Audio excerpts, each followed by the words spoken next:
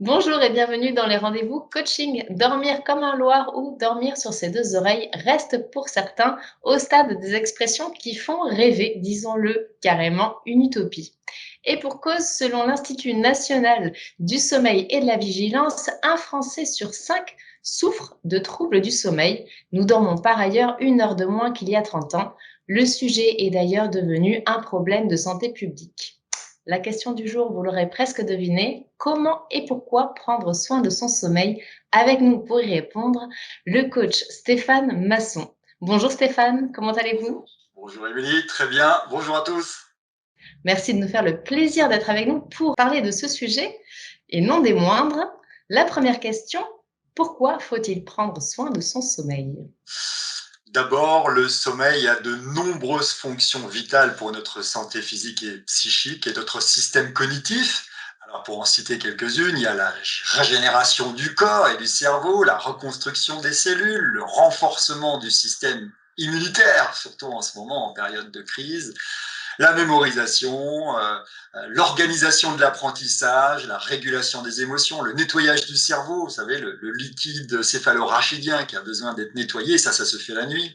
Ensuite, le sommeil permet une plus grande vitalité, un bien-être certain, une disponibilité dans notre quotidien, d'actifs ou même à la maison, un gain efficace aussi d'efficacité au quotidien, hein. Et puis en plus une meilleure mémorisation, une concentration accrue, une créativité exacerbée, et puis l'essentiel peut-être une bonne santé physique et psychique. Et comment savoir si on ne dort pas assez ou si on dort mal? Il n'y a pas une question à se poser pour savoir si vous avez bien ou assez dormi. La première des choses à noter le matin au réveil, c'est le ressenti. Bien dormi, pas bien dormi. Et ensuite, c'est de mesurer tout au long de la journée si vous avez assez d'énergie pour être à la fois efficace physiquement et intellectuellement. Cela étant, le ressenti peut être tronqué lorsque vous dormez beaucoup ou trop, comme lors de grasses matinées après lesquelles vous pouvez vous sentir un peu pâteux ou manquer d'énergie, justement.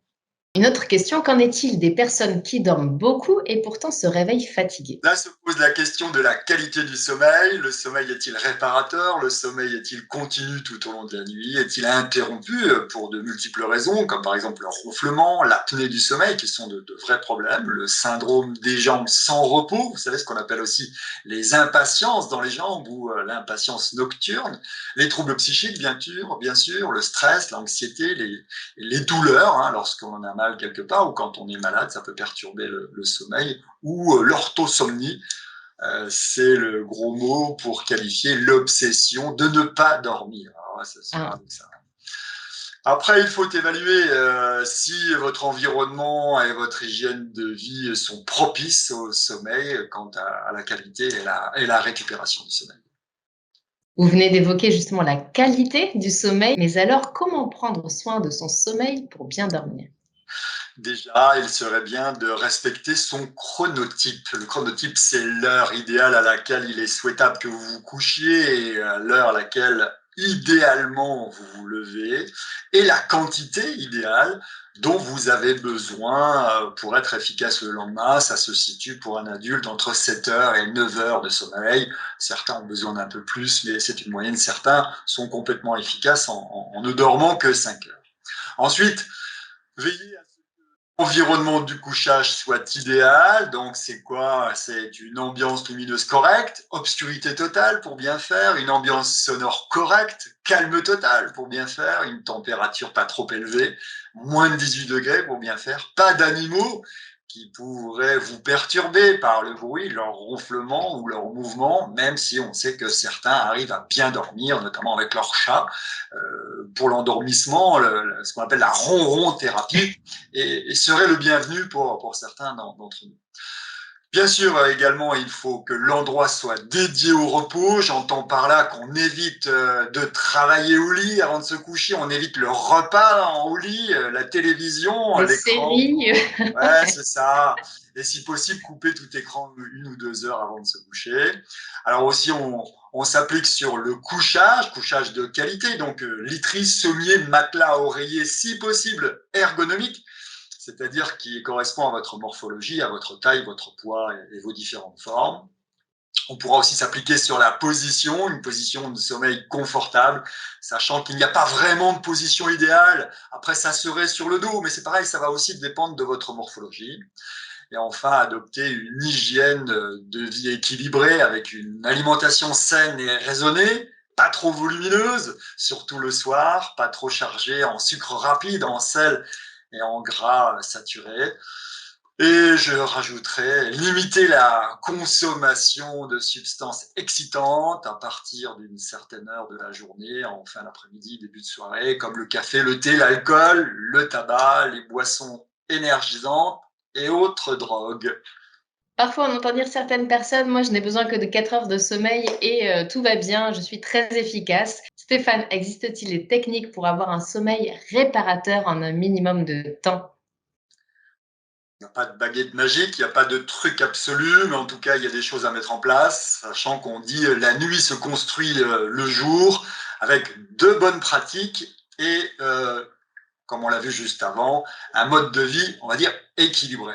Donc, qu'est-ce qu'il y a dedans? Il y a un lever à heure fixe, semaine comme week-end, et ça fait grincer ceux qui aiment bien la grasse mat. Coucher éventuellement à heure fixe, semaine comme week-end. Après, c'est compliqué parce que souvent le week-end, on en profite pour sortir un peu, le vendredi soir, le samedi soir. Mais bon, en règle générale, on va dire, on fait comme ça. Après, il y a toujours des exceptions, bien sûr. Après, supprimer les tablettes et autres smartphones au moins 2 heures avant d'aller au lit pour éviter l'exposition à la lumière bleue qui va stopper l'arrivée de la mélatonine, qui est l'hormone qui invite le corps à le dodo. Ensuite, manger équilibré et raisonné. Après ça, vous pouvez agir sur certaines techniques, notamment faire appel à la luminothérapie qui permet de rééquilibrer justement si vous avez des problèmes hormonaux. Vous pouvez faire de la cryothérapie qui fonctionne très très bien, hein, une chambre très très froide ou un petit caisson très très froid pendant 3 minutes qui va permettre certaines choses pour le corps et ça amène à bien se détendre et à plonger dans un sommeil plus volontiers et avoir une meilleure qualité de sommeil. Donc, luminothérapie, cryothérapie, 2 techniques très efficaces pour gagner en qualité de sommeil et en endormissement.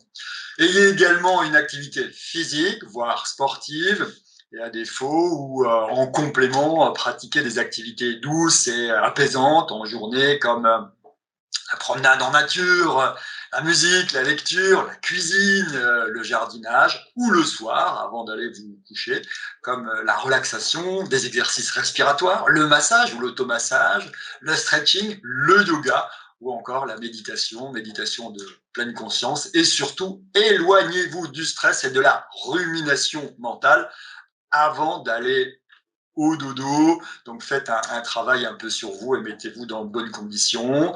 Et n'hésitez pas à vous faire accompagner de professionnels si vous en ressentez le besoin sur ce type de problématique. Consultez d'abord votre médecin généraliste qui saura vous indiquer soit des bonnes pratiques ou soit un somnologue ou aller carrément dans une médecine spécialisée comme par exemple une clinique du sommeil où là on vous prendra en charge, vous passerez une nuit, on vous branchera sur des appareils pour mesurer votre activité nocturne et ce qui vous permettra peut-être de trouver les causes de ce manque de sommeil, manque de repos. Nous voilà donc avec plein de précieux conseils pour améliorer nos nuits, mais si vous êtes anxieux et que votre qualité de sommeil n'est pas satisfaisante, n'hésitez pas à vous rapprocher d'un coach qui saura vous apporter des conseils personnalisés, vraiment des petits conseils adaptés peut-être à votre style de vie. J'en profite pour rappeler que Stéphane est non seulement coach, mais il est également relaxologue. Il peut donc parfaitement vous aider à cet exercice-là. C'est bien ça? Oui, tout à fait, complètement. On trouve toujours des solutions adaptées à chacun. Oui. Merci. Donc, n'hésitez pas à rejoindre Stéphane en consultation privée, que ce soit par téléphone ou encore en visio ou même en face à face. Toutes les références pour le contacter sur son site internet stéphane-le-du-6 maçon.fr. Bien sûr, toutes les informations pour le retrouver dans le descriptif de cette vidéo. Stéphane, un grand merci pour tous ces précieux conseils qui nous accompagnent au quotidien maintenant depuis près d'un an, je crois, même plus. Oui. Et merci à tous de nous avoir suivis. À très bientôt pour un prochain sujet. Au revoir. Au revoir Émilie, au revoir à tous, à bientôt.